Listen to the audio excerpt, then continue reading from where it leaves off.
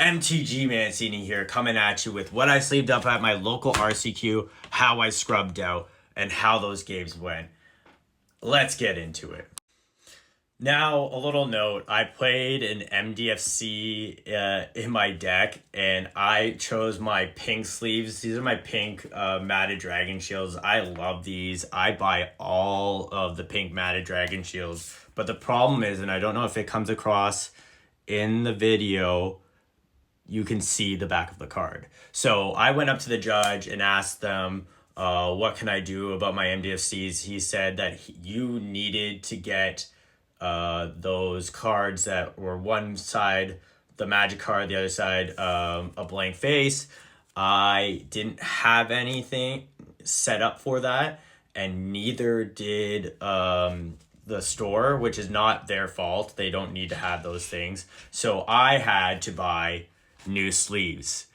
The second worst part about this story is I got there exactly on time, so I had to sleeve up my whole deck in new sleeves before the tournament started. Luckily, there was 2 repairings of the matches, and I was able to get the deck sleeved up fully before my first actual match, which was still really stressful throughout the day. But honestly, for someone that doesn't play RCQs often, just to let you know, have your deck list ready 100% and sleeve up your deck with proper sleeves before you go. Sadly, that was another problem, is the shuffling was very slippery, and I don't think my shuffling was as strong with the new sleeves that I normally do. I guess that's a dexterity problem with mine. But let's continue with the actual main storyline of how this RCQ went. Start off with the anecdote. I was a young player when Death Shadow was spoiled, and I saw 1 black mana, 13/13. I need to brew with this, and I started brewing. Flash forward to 2015, when I came back to Magic, this is what happened.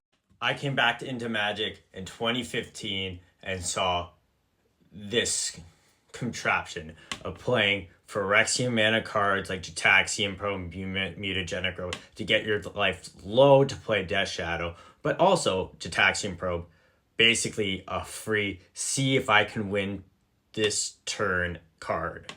With all your free spells, you could delve Become Immense, which was a 7 mana delve card that gave your creature +6/+6. That combined with Temur Battle Rage giving your creature double strike and trample meant that you were swinging for lethal. And with your Jataxian Probe telling you earlier on they had no removal, your opponent had no control of the game. Now let's get into the list. Death Shadow, Nyarlathotep, and Tarmogoyf are must-answer threats that when I jump with Detective Phoenix are game enders. I then play cards like Inquisition and Thoughtseize to disrupt my opponent's game plan with Tarfire and Seal of Fire and Dismember, killing the creatures off that they have. Now let's talk about my greedy mana base that made me lose a game out of the 2 matches that I had. I play 4 shock lands, only 1 overgrown tomb, so if they get rid of it, no more Tarmogoyf. 12 fetch lands and 2 MDFCs. This is important because you want to be able to play your Death Shadows early. Now to think about it, I probably should have played 1 basic in my deck, maybe 2, a swamp and a forest for Blood Moon. I did put 1 in the sideboard, but forgot to side it in at 1 match. But let's get into the games. Match 1 was Aldrez Ramp, and I feel so favorited against this deck. Honestly, being able to Thoughtseize Inquisition the early game and play a cheap and efficient threat means that I feel like I can close out the game before they get to 7 or 8 mana. which is what happened in game one. Well, game one, we hit our game plan of Thoughtseize Inquisition out of their cards out of their hand, turn to Tarmogoyf or Dash Shadow, I can't really remember, but being able to close out with my cheap and efficient threats and stall out their game plan was what I was able to do. Then it came to game two, and I didn't get there. I mulled to 5. And the thing about alt ramp decks is I feel like they're favored in the mulligan because they're able to ramp out any card. Like any one of their cards are so much stronger than my cards. So if they get out first, they win. We both mulled to 5, by the way. So I'm not gonna be like, oh, he mulled to 7, I mulled to 5. This is unfair. But then I mulled to 5 again in game 3. So I wasn't able to beat Eldrazi ramp because they were up on cards most of the time in game 2 and 3. So maybe I wasn't favored completely, but I wouldn't say the mulling to 5 helped my game plan at all. I don't think it helped anybody's game plan, but that's match 1. Match 2, I got paired up to the Hollow One player, or one of them. It's crazy how this deck, when it hits the luck, it hits the luck well. Game 1, I wasn't able to stabilize their board before I got off my threats, which is what Death Shadow feels like. Death Shadow's the control in this matchup, and Hollow One is a very strong aggro deck against it.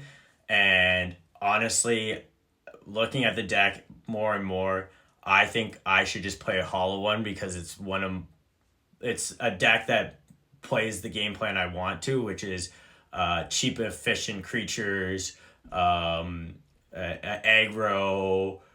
messes with my opponent a little bit with their 1 mana lootings and stuff like that. So this probably is the deck I should have sleeved up, but I didn't have 75% of the deck.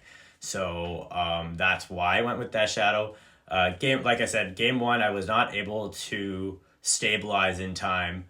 Game 2, I did not sideboard my swamp, which was the biggest issue, is when I fetch shocked, stabilized to 3 life, had multiple dismembers in hand, my opponent played Blood Moon. I had a Tarmogoyf in play, and I had a few creatures in hand to start ramping up my advantage, but having Dismember on all red mana meant that I needed the gods to draw me every red card in my deck.